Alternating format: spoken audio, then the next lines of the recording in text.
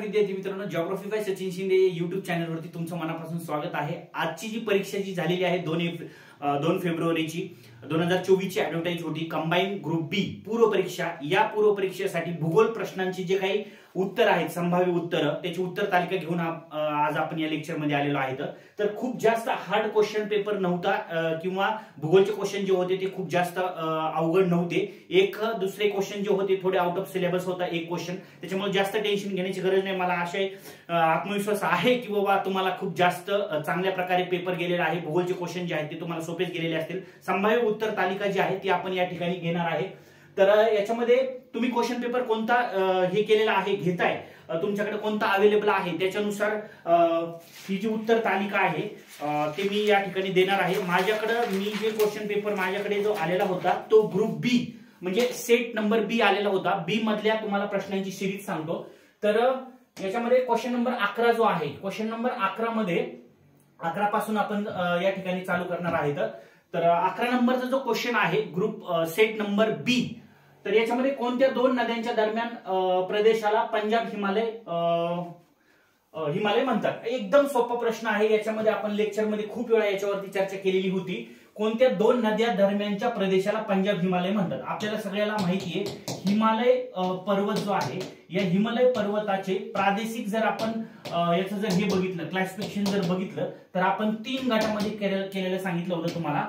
पहिला जो होता तो होता पश्चिम हिमालय, बरोबर ना, पश्चिम हिमालय। त्याच्यानंतर दुसरा जो होता तो मध्य हिमालय होता, म्हणजे नेपाळचा हिमालय। आणि तिसरा जो प्रकार आहे पूर्वांचल होता, ओके, पूर्व हिमालय। आता जो पश्चिम हिमालय होता याला मी तुम्हाला सांगितलेलं होतं की पश्चिम हिमालयाचे जे भाग आहेत हे प्रादेशिक आपण जर क्लासिफिकेशन केलं तर 3 पडतात। एक आहे काश्मीर हिमालय, ओके, त्याच्यानंतर दुसरा जो आहे तो आहे कुमाऊ हिमालय, म्हणजे याला आपण उत्तराखंडचा हिमालय म्हणतो। आणि तिसरा जो आहे याला पंजाब, ओके, कोणता आहे तिसरा, पंजाब हिमालय, पंजाब किंवा हिमाचल हिमालय, म्हणजे पंजाब व हिमाचल हिमालय असंही म्हटलं जातं। तर याच्यामध्ये याचं जर क्लासिफिकेशन बघितलं पश्चिम हिमालय, तर इकडे तुम्हाला सिंधू नदी देतीये, ओके, कोणती आहे, सिंधू नदी। आणि त्याच्यानंतर इकडे तुम्हाला सतलज नदी देतीये, कोणती आहे, सतलज, ओके ओके। तर पश्चिम हिमालय यांचं जर क्लासिफिकेशन जर आपण बघितलं तर पश्चिम हिमालय सिंधू आणि त्याच्यानंतर इकडे काली नदींच्या दरम्यान तुम्हाला सांगायचं होतं। पश्चिम हिमालय सिंधू ते काली नदींच्या दरम्यान। त्याच्यानंतर मध्य हिमालय जो आहे काली आणि इथं तिस्ता नदींच्या दरम्यान सांगायचा होता। आणि पूर्वांचल हिमालय आहे तिस्ता ते तुम्हाला इकडे ब्रह्मपुत्रा नदीच्या दरम्यान आहे। आता याच्यामध्ये तुम्हाला विचारलाय कोणता, पश्चिम हिमालयामधला पंजाब हिमालय विचारलाय, बरोबर ना, कोणता आहे, पंजाब हिमालय। तर पंजाब हिमालय जर आपण बघितला तर पंजाब हिमालयाच्या उत्तरेकडून तुम्हाला इथं सिंधू नदी वाहताना दिसते, सिंधू। आणि पंजाबची आणि तुम्हाला हरियाणाची जी काही सुपीकतेवर भर पाडणारी जी नदी होती ती कोणती होती, सतलज नदी होती, ओके, कोणती आहे, सतलज। म्हणजे सिंधू आणि सतलज नद्यांच्या दरम्यान हा जो पंजाब हिमालय आहे हा इथे येतो आहे। म्हणून याचं पर्याय क्रमांक उत्तर जे आहे ते नंबर 1 ला पाहिजे, सिंधू सतलज, ओके। सिंधू गंगा तर कुठंच नाहीये, चिनाब यमुना नाही, काली तिस्ता, काली आणि तिस्तांच्या यांच्यामध्ये तुम्हाला मध्य हिमालय येतोय, त्याच्यामुळे हे तर उत्तर येत नाही। पर्याय क्रमांक 1, 11चं उत्तर पर्याय क्रमांक 1 हे फायनल असेल, ठीक आहे। 12 नंबरचा क्वेश्चन आहे पश्चिम आणि वायव्य भारतामध्ये अतिउष्ण, कोरडे आणि धुळीची वेगाने वाहणारे वाऱ्यांना डॅश म्हणतात। एकदम सोपा प्रश्न आहे आणि हा रिपीट क्वेश्चन आहे आयोगाचा, त्याच्यामुळे इथं जास्त डोकं लावायची गरज नाही। याचा पर्याय क्रमांक 2 उत्तर आहे लू वारे। आपल्याला माहिती आहे पंजाब आणि त्याच्यानंतर पंजाब, त्याच्यानंतर राजस्थान, इकडून धुळीचे कोरडे उष्ण वारे वाहतात आणि हेच वारे तुम्हाला गंगा नदीहून वाहताना बाष्प धारण करतात आणि वेगवेगळ्या भारतातल्या प्रदेशावरती पाऊस पडतो। काल तिकडे हिमाचल कुठं आपण याला पश्चिम बंगालला, झारखंडच्या तिकडे जर बघितलं आपण काल बैसाखी म्हणतो आपण त्याला, पाऊस पडला तर त्या उन्हाळ्यामध्ये। इकडे आसाम मध्ये जर गेला तर तुम्हाला वसंत वर्षा आपण म्हणतो। पश्चिम किनारपट्टीवर याला वेगवेगळे नाव आहेत, ठीक आहे। इथं तुम्हाला जास्त एक्सप्लेनेशन देणार नाहीये। जेव्हा एखाद्या प्रश्नांचे उत्तर आयोग थोडं वेगळे देईल त्याच्यावर आपण डिटेल्स एक्सप्लेनेशनचं लेक्चर आपण घेणार आहे किंवा त्याचे जे सोर्स आहेत ते तुम्हाला देणार आहे। पण असे क्वेश्चन नसणार आहेत, त्याच्यामुळे काही टेन्शन घेऊ नका। जरी नसले आणि असले तर आपण याच्यावर लेक्चर घेऊया, ठीक आहे। तर 12चं उत्तर 2 तुम्हाला सांगायचे, फायनल हे 2 उत्तर असणार आहे। महाराष्ट्रातील क्वेश्चन नंबर 13, महाराष्ट्रातील घाट व त्यावरील रस्ते यांच्या योग्य जोड्या लावा. हाही खूप हार्ड क्वेश्चन नव्हता, रिपीट क्वेश्चन आहे. तर थोडे घाटांचे तुम्हाला नावं दिले तर तुम्हाला रस्ते दिलेले आहेत. फोंडा घाट, माळशेज, हनुमंते, थळघाट. आता नीट लक्षात राहू द्या, ह्याच्यामध्ये जर तुम्ही माळशेज जर घाट बघितला तर ठाणे आणि अहमदनगर याच्या अगोदर तुम्हाला हा विचारला होता, फक्त मुंबई अहमदनगर असा विचारला होता. बचं 3 किती जागेवर आहे, बचं 3 इथे आहे आणि त्याच्यानंतर इथे आहे. त्याच्यानंतर हनुमंते जर घाट आपण बघितला तर कोल्हापूर कुडाळ, कचं 2 किती जागेवर आहे, कचं 2 हे बघा इथं आहे. आणि थळघाट जो आहे तो मुंबई नाशिक जे आहे ना ते त्या मार्गाने तुम्हाला जाताना दिसेल. म्हणजे डचं 1 किती जागेवर आहे, डचं 1 इथे आहे. आणि राहिला कोणता आता, फोंडा घाट जो आहे तो कोल्हापूरहून पणजीला जातो. ठीक आहे ना. अचं 4 किती जागेवर आहे, अचं 4 म्हणजे पर्याय क्रमांक 4 हे 13 नंबरचं उत्तर आहे. ठीक आहे ना. त्याच्यानंतर क्वेश्चन नंबर 14, शंभू महादेव डोंगर रांग डॅश नद्यांच्या दरम्यान आहे. शंभू महादेव डोंगर रांग कोणत्या नद्यांच्या दरम्यान आहे लक्षात घ्या.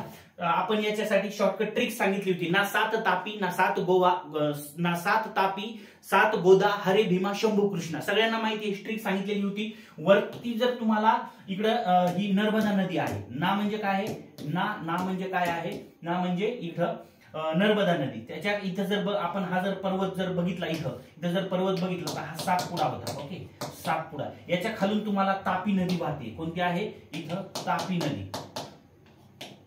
एक मिनिट, कोणती नदी ही, तापी नदी. ओके.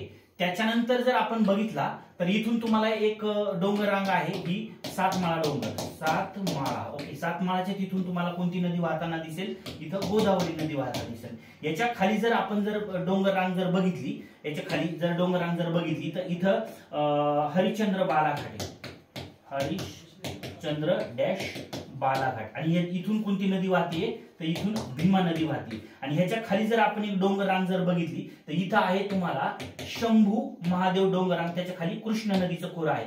म्हणजे शंभू महादेव डोंगर रांग, इथं काय दिले, शंभू महादेव डोंगर रांग. तर इथं शंभू महादेव डोंगराच्या इथून तुम्हाला भीमा नदीचं खोरं वाहतंय उत्तरेला, आणि इथून तुम्हाला कृष्णा नदीचं खोरं वाहतंय. मग शंभू महादेव जी डोंगर रांग आहे, ओके, शंभू महादेव तर कोणत्या 2 नद्यांच्या दरम्यान वाहतीये, तर भीमा आणि कृष्णा. म्हणून पर्याय क्रमांक याचं 3 नंबर तुम्हाला उत्तर येईल. ठीक आहे. क्वेश्चन नंबर 15, स्वामीनाथन एक. आता हा जो क्वेश्चन आहे ना, हा आउट ऑफ सिलेबस आहे, नीट लक्षात राहू द्या. थोडंसं आता हा एखादा क्वेश्चन तुम्हाला असा पडतो जो आउट ऑफ सिलेबस आहे, पण तुम्ही स्वामीनाथन 1970 यांचा जर सर्वे जर बघितला तर 1970च्या व्याख्यानानुसार भारतातील कोरडवाहू शेती संदर्भात, कोरडवाहू शेती म्हणजे ज्या ठिकाणी सरासरी वार्षिक पर्जन्य आहे याच्या संदर्भातला सर्वे तुम्हाला दिलेला होता. शेतीचे 2 प्रकार आहेत, कोरडवाहू आहे. ठीक आहे ना. तर ह्याच्यासाठी नीट लक्षात ठेवायचं की ही जी शेती असते ना, ही पूर्णतः तुम्हाला म्हणजे ह्याच्यावरती, कशावरती आपण म्हणतो, पर्जन्यावरती अवलंबून असते. किंवा याला कमी पर्जन्याचा प्रदेश म्हणा. जिथं कमी पर्जन्य असतं, कमी पर्जन्य पडतो त्या ठिकाणी तुम्हाला ही जी आहे कोरडवाहू शेती जी आहे ती तुम्हाला या ठिकाणी पाहायला भेटते. 100 सेंटीमीटर पेक्षा जास्त, पण 120 सेंटीमीटर पेक्षा कमी, बरोबर, 30 सेंटीमीटर पेक्षा कमी. आता इथं 100 सेंटीमीटर पेक्षा जास्त म्हणजेच तुम्हाला इथं 1000 ते जवळजवळ 1200 मिलीमीटर पेक्षा जास्त पर्जन्य झालं, बरोबर ना. 1000 ते 1200 म्हणजे हे तर नाही. 30 सेंटीमीटर पेक्षा कमी म्हणजे जवळजवळ 300 सेंटीमीटरचा भाग झाला. म्हणजे हे तर आपला निमओसाड प्रदेश किंवा तुम्ही छोटा कमी पर्जन्याचा प्रदेश जर आपण बघितला तर तो इथं येतोय. 200 सेंटीमीटर पेक्षा जास्त म्हणजे 2000 मिलीमीटर पेक्षा जास्त हा इथं प्रदेश येतोय. आणि 100 सेंटीमीटर पेक्षा कमी ते 400 सेंटीमीटर पेक्षा जास्त. म्हणजे याच्यामध्ये फक्त याचं उत्तर जे आहे ना, फक्त ड असू शकतं. पर्याय क्रमांक 4 याचं उत्तर देईल. आता याच्यावरती याचं उत्तर आयोग काय देईल त्याच्यावर आपण बघूया. पण याचं उत्तर 99% नाही तर 100% पर्याय क्रमांक 4 द्यायला पाहिजे. फक्त हा आउट ऑफ सिलेबसचा क्वेश्चन आहे. हे जमिनीचे प्रकार, शेतीचे प्रकार ते आपण नंतर बघू डिटेल्स मध्ये. सध्या उत्तर काय देत आहे त्याच्यावर डिपेंड आहे. नंतर आपण डिटेल्स लेक्चर घेऊया. पर्याय क्रमांक 4 आहे. ठीक आहे ना. 15चं उत्तर. त्याच्यानंतर 16, भारतीय जनगणनेनुसार खालीलपैकी कोणती वस्ती नागरी वस्ती ओळखली जाते. ओके, वसाहतीचे प्रकार तुम्हाला ग्रामीण वसाहती, नागरी म्हणजे शहरी वसाहती आहे. याच्यावरती क्वेश्चन दिलेला आहे. तर याची जर डिटेल्स जर आपण त्यांचं निकष जर बघितले तर हे तुम्हाला एबी सौदी सरांचं जर पुस्तक जरी तुम्ही अभ्यास केलेला असेल तर त्याच्यामध्ये हे डिटेल्स दिलेलं आहे. महानगरपालिका किंवा तुम्हाला नगरपालिका असणे हे अत्यंत बरोबर आहे. तुम्हाला त्याच्यामध्ये सर्वेमध्ये ह्याच्यामध्ये दिलेलंच होतं की नागरी वस्ती यांचे निकष काय असायला पाहिजे. तर नागरी वस्ती म्हणजे शहरी वस्ती आहे. 100% ना महानगरपालिका, नगरपालिका तिथे असणार आहे. ठीक आहे, त्याच्यामुळे हे निकष बरोबर आहे. 5,000 पेक्षा जास्त लोकसंख्या, हेही त्याचा निकष बरोबर आहे. त्याच्यानंतर ते 50% लोक बिगर शेती व्यवसाय करणारे, तर 50% नाहीये, तर त्याच्या निकषमध्ये काय 75% आहे, म्हणून हे याचा असू शकत नाहीये. लोकसंख्येची घनता दर चौरस किमीला 400 पेक्षा जास्त आहे, म्हणून हे सुद्धा कसं आहे एकदम बरोबर आहे. पण यानुसार वसाहती म्हणून ओळखली जाते. तर याच्यामध्ये तुम्हाला जर विधान जर बघितले तर याच्या फक्त क नाहीये, म्हणजेच अ, ब आणि ड पाहिजे. अ, ब आणि ड ह्याचं उत्तर जे आहे ना पर्याय क्रमांक 3 100% असणार आहे. 16चं उत्तर 3. ठीक आहे ना. Next question 17. महाराष्ट्रातील 1960 आणि 2020 मधील एकूण प्रशासकीय विभाग अनुक्रमे डॅश आणि डॅश आहेत. तर इथे हे पण सोपा प्रश्न आहे, सगळ्याला माहिती आहे. जेव्हा 1 मे 1960 ला महाराष्ट्र राज्याची स्थापना झालेली होती, तेव्हा तुम्हाला महाराष्ट्रामध्ये तुम्हाला 26 जिल्हे होती, बरोबर ना, 26 जिल्हे. त्याच्यानंतर तुम्हाला 229 तुम्हाला तालुके दिलेली होती आणि त्याच्यानंतर तुम्हाला 4 प्रशासकीय विभाग तुम्हाला या ठिकाणी दिलेले होते. आता इथं काय म्हणते 1960, आता 2020, आता याच्यामध्ये जे 6 प्रशासकीय विभाग आहेत ते नंतर झाले. तर 2 प्रशासकीय विभाग जे आहेत ना ते वाढलेले आहेत नंतर. अनुक्रमे इथं काय दिलेलं आहे तर 4 प्रशासकीय विभाग आणि नंतरच्या काळामध्ये 6 प्रशासकीय विभाग झालेले होते, म्हणून याचा पर्याय क्रमांक काय आहे 4. एकदम सोपा प्रश्न आहे, कुणाचाही चुकला नसणार आहे. 17चं उत्तर 2 देणार.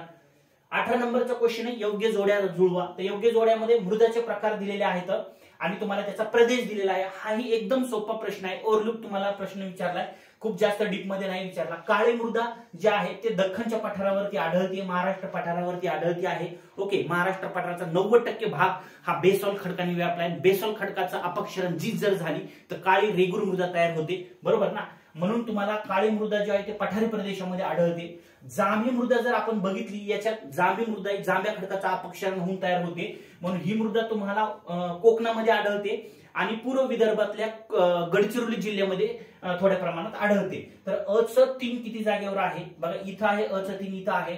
जांभी मृदा जी आहे अच 1 पाहिजे, बघा इथं आहे. आणि त्याच्यानंतर तांबडी मृदा जी आहे ते पूर्व विदर्भात तुम्हाला तांबडी मृदा आढळते, कच 2 किती जागेवर आहे, इथं आहे.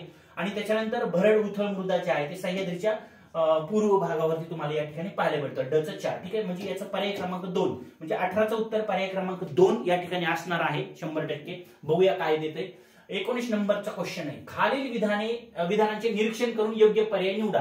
हा थोडासा नाही का, हा क्वेश्चन जो आहे हा महाराष्ट्राच्या खनिज साधन संपत्ती किंवा ऊर्जा साधने म्हणजे याच्यामध्ये दिलेला नाहीये.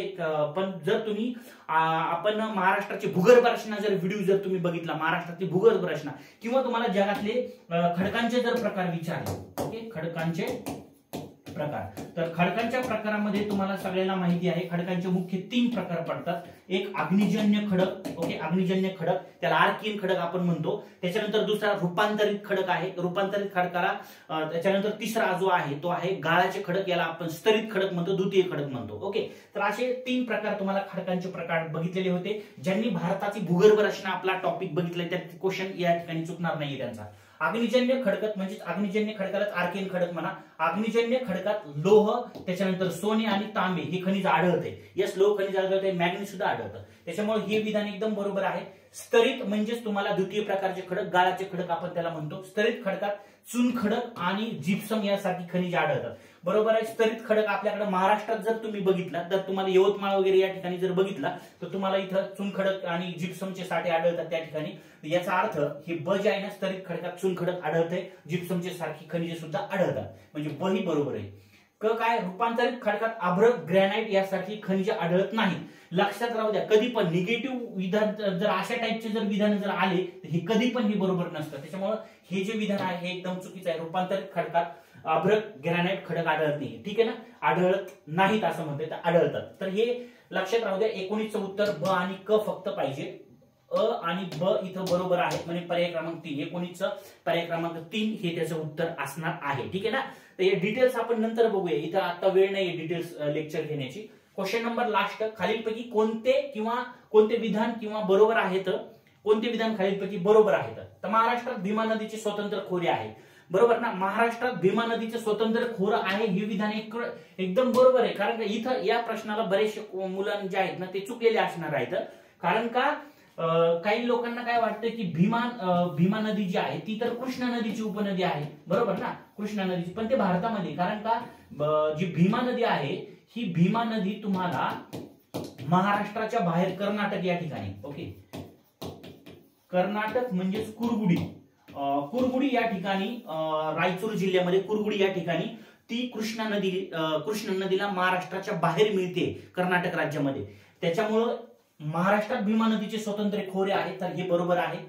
दुसरा आहे पैनगंगा नदी अजिंठा रांगेत उगम पावते. तर पैनगंगा नदी जी आहे ते अजिंठा डोंगर रांगेतच ही नदी उगम पावते, ओके, त्यामुळे ही विधान बरोबर आहे. क जे आहे मांजरा नदी ही कृष्णा नदीची उपनदी आहे. तर ही गोदावरी जर बघितली तर गोदावरी नदीला उजव्या तीरावरून म्हणजे दक्षिणेकडून मिळणारी जी आहे ती आहे मांजरा नदी, ओके, कोणती आहे मांजरा. तर ही गोदावरीची उपनदी आहे, बरोबर ना, ही कृष्णाची नाही आहे, गोदावरीची उपनदी, म्हणून हे विधान चुकीचं पाहिजे. तिसरा आहे ड सिंदफणा नदी ही गोदावरीची उत्तरेकडील उपनदी आहे. आता सिंदफणा ही गोदावरीची उपनदी आहे, पण ही उत्तरेकडची नाहीये, तर ती दक्षिणेकडची आहे. म्हणजे ही जर गोदावरी जर नदी बघितली तर इथं तुम्हाला अशा टाईपनी म्हणजे दक्षिणेकडून तुम्हाला उजव्या तीरावरून म्हणजे दक्षिणेकडून बीड जिल्ह्यामधली सिंदफणा जी नदी आहे ही नदी तुम्हाला या गोदावरीला मिळताना दिसत आहे, उत्तरेकडून नाही, तर ती दक्षिणेकडून पाहिजे, म्हणून हे विधान बरोबर चुकीचं आहे. म्हणजे 20 नंबरचं जे उत्तर पाहिजे ते अ आणि ब बघा कुठं आहे ऑप्शन मध्ये, अ आणि ब पर्याय क्रमांक क आणि ड, ओके, क आणि ड.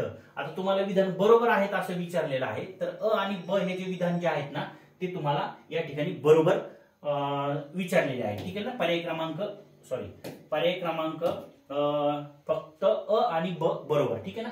बरोबरच विधान विचारले तर, आणि हे अ आणि ब हे दोन विधान बरोबर आहेत, क आणि ड हे दोन्ही विधान कसले आहेत, चुकीचे आहेत, ठीक आहे ना. या ठिकाणी डिटेल्स काही जास्त मी लेक्चर घेत नाहीये, फक्त संभाव्य उत्तर तालिका सांगितलेली आहे. 99% तुम्हाला क्वेश्चन या मी जे उत्तर सांगितले ते बरोबरच असणार आहेत. एखाद्या दुसऱ्या प्रश्नांमध्ये कन्फ्यूज समज विद्यार्थ्याचं असू शकतं, तर जेव्हा असं कन्फ्यूज असेल तेव्हा तुम्ही मला कॉल करा. जेव्हा आयोगाचे आन्सर की येईल त्याच्यामध्ये तुम्हाला त्या प्रश्नांचे मुख्य सोर्स आणि त्याच्यानंतर योग्य तर हे आपण त्याच्यावरती डिटेल चर्चा करून घेऊया, ओके, ठीक आहे. चला या ठिकाणी थांबूया. थँक्यू, धन्यवाद.